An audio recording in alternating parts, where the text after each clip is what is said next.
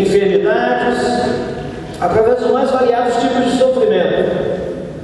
Mas as dores mais profundas, que mais incomodam, são aquelas que nós experimentamos através das pessoas. São aquelas que nós experimentamos nos nossos relacionamentos. Relacionamentos pessoais são fontes maravilhosas de coisas boas, mas também são fontes espetaculares de coisas difíceis. Não é a questão se vamos enfrentar ou não dificuldades. A questão é como responderemos nestes momentos de dificuldades. Então temos visto a terapêutica do Salmo 23, a proposta, a descrição bíblica da palavra, que é um instrumento de cura, um instrumento de bênção nas nossas vidas, pelas quais um homem extremamente sensível pôde compor este hino, esta canção, esta poesia de enaltecimento ao nome do Senhor, e que hoje é tão abençoadora para as nossas vidas. Por causa dos problemas dos relacionamentos em todas as esferas e áreas da nossa vida, por causa da maneira como a gente lida e reage a esses problemas, reagindo não da maneira como a Bíblia nos diz que é segura e abençoadora, mas reagindo muitas vezes com base nos nossos impulsos, nas nossas concepções, nas nossas certezas. Nós então percebemos que muitas vezes ficamos amargurados, ficamos ressentidos, ficamos entristecidos. Amargura é um entristecimento profundo, crônico, que incomoda, que nos impossibilita de perceber a doçura da vida. O coração amargo é um coração que muitas vezes fica insensível a coisas boas. Não percebe às vezes que do lado dele ou dela tem uma família maravilhosa, tem pessoas especiais, e por causa dos problemas, daquilo que foi absorvido, acaba então tendo dificuldades em expressar amor, em expressar alegria, em expressar generosidade, bondade, em fazer o bem, e acaba sendo uma pessoa então amarga, uma pessoa azeda, uma pessoa em que até mesmo as coisas que são chamadas de boas não são vistas como. Tudo é um problema. Tudo é problema. E algumas então acabam até mesmo destruindo as suas vidas, porque tentam trilhar caminhos que possam amenizar esta dor, e se enveredam por caminhos completamente equivocados, cuja palavra diz que há caminhos que ao homem parece ser bom, mas o fim deles é a morte, morte espiritual.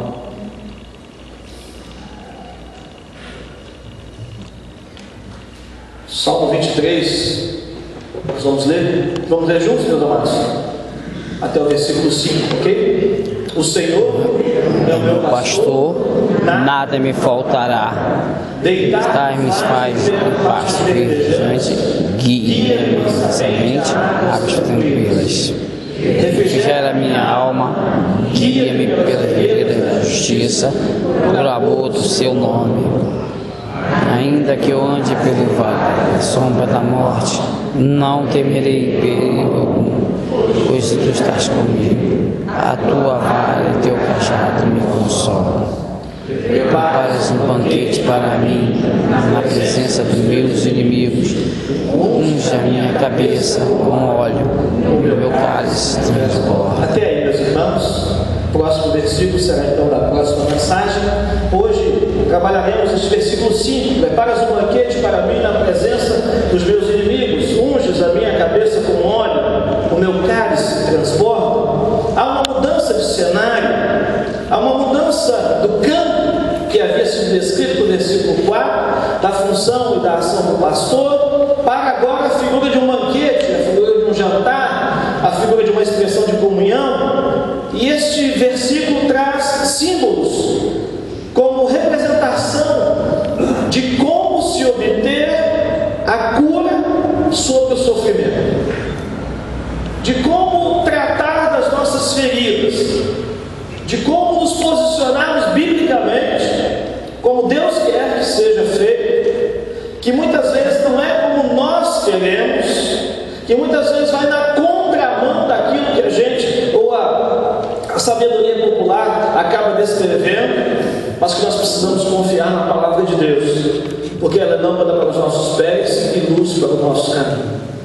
Nós queremos caminhar bem, nós queremos ser bem-sucedidos naquilo que fazemos. Já foi a recomendação do Senhor para Josué: não te desvie essa palavra nem para a direita nem para a esquerda, então serás bem-sucedido, farás prosperar o teu caminho, serás um homem abençoado. Se você deseja ser uma pessoa de sucesso aos olhos de Deus, que é completamente diferente do sucesso aos olhos dos homens, siga e obedeça esta palavra. Não relativize essa palavra, não adapte esta palavra ao que você está sentindo. Não faça desta palavra o seu desodorante, ou seja, não a use debaixo do braço tão somente.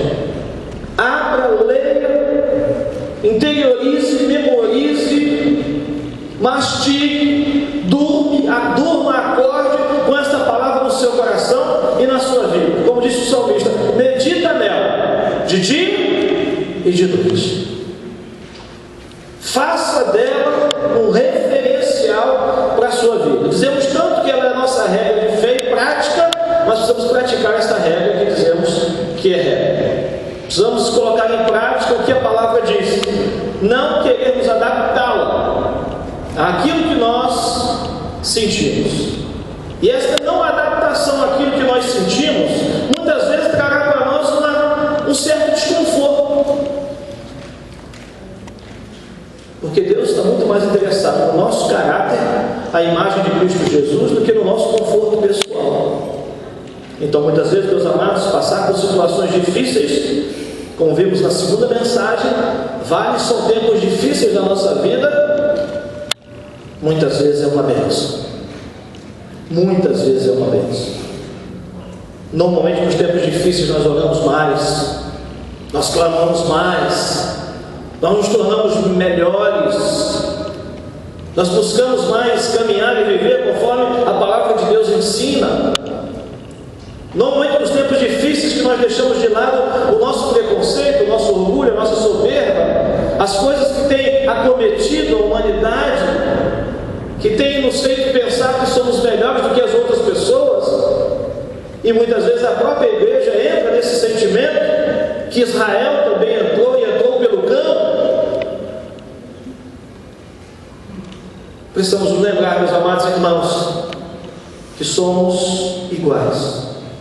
A diferença é Jesus Cristo na nossa vida. Ele é o fiel da balança. Ele é a pérola preciosa em cada existência. Nós somos os vasos de barro, os frágeis, os fracos, os propensos ao erro, a tomar decisões equivocadas, a agir por impulsividade, a pensar egoisticamente, tão somente em nós. E o que Jesus vem trabalhar nos nossos corações é que não é bem assim. É que é algo muito melhor e maior para ser vivido. E que na direção e na graça do Espírito Santo do Senhor é possível, sim, meus irmãos, obter cura para os nossos sofrimentos. A primeira coisa, meus amados, que este salmo nos propõe é deixar Deus fazer o acerto de contas. Preparas um banquete para mim na presença dos meus inimigos. O salmo nos direciona, meus amados irmãos, a não tentarmos tomar a vingança em nossas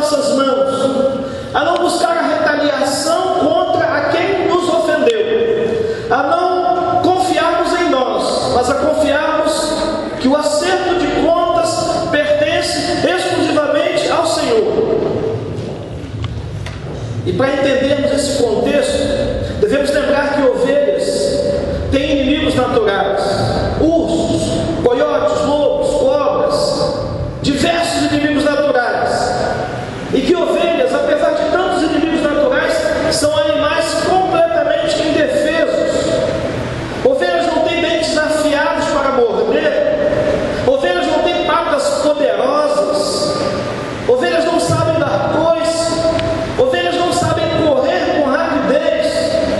O único modo da ovelha encontrar segurança é quando alguém as protege. E o trabalho do bom pastor é providenciar pastagem, alimento e afugentar os animais inimigos das ovelhas. Trazer um rebanho e conceder alimento para ele em um lugar seguro, para que o rebanho se sinta seguro. Com isso, meus amados irmãos, Deus está dizendo: deixa que eu cuido daqueles que te feriram. Porque a nossa propensão é irmos em busca de retaliar o mal que as pessoas fazem. Com certeza, muitos daqui já foram magoados, feridos, ou talvez estejam atravessando esses momentos da sua vida, e precisa compreender que pela sua própria força, minha irmã, meu irmão, você não vai conseguir, e nem é esta a proposta de Deus, com que você pague o mal que te fazem com o mal. Romanos 12, 17 a 19, está aí projetado. Nunca retribuam o mal com o mal, nunca procurem vingar-se, deixem com Deus a ira, pois está escrito: minha é a vingança, eu retribuirei, diz o Senhor. Se seguirmos isso, meus amados irmãos, seremos muito mais felizes do que somos. Descansaremos no Senhor, porque Deus fará a justiça que nós não somos capazes de fazer. Avaliamos as pessoas pelas aparências, muitas vezes pelas suas palavras, mas não as conhecemos de verdade.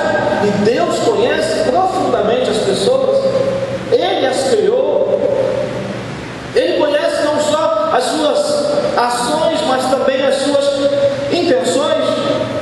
Não só os seus pensamentos, mas também a razão pela qual elas pensam daquela maneira, ou agem daquela maneira.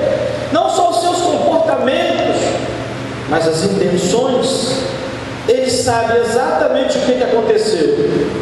E apesar de você pensar o contrário, ele se importa, e se importa de verdade com a sua vida. E exclusivamente o Senhor tem toda a autoridade e todo o poder para fazer o acerto de contas com as pessoas. Existe céu, existe inferno, existe julgamento final. Um dia todo o joelho se dobrará e toda língua confessará que Jesus Cristo é Senhor.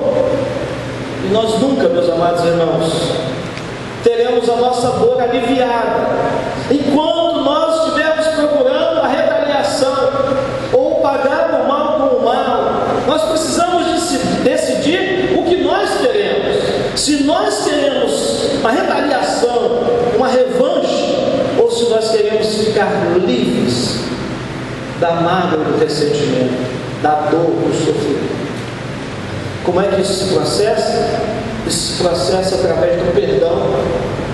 E Jesus nunca convidou ninguém para perdoar a gente boa, perdoar os amigos. Que amigo é amigo, né? Amigo escorrega, né? Amigo não fala. Amigo, está tudo bem, entendi, foi no momento que você estava. Mas Jesus disse que a gente deve perdoar e amar, não só perdoar e amar os nossos inimigos, o que é extremamente complexo. Mas nunca será nas nossas próprias forças, será sempre na força, na autoridade, no poder do Espírito Santo do Senhor. Essa capacidade perdoadora irá nos responder por que é que nós devemos perdoar. Em primeiro lugar, meus amados irmãos, devemos perdoar porque fomos perdoados por Deus. Ele nos tem perdoado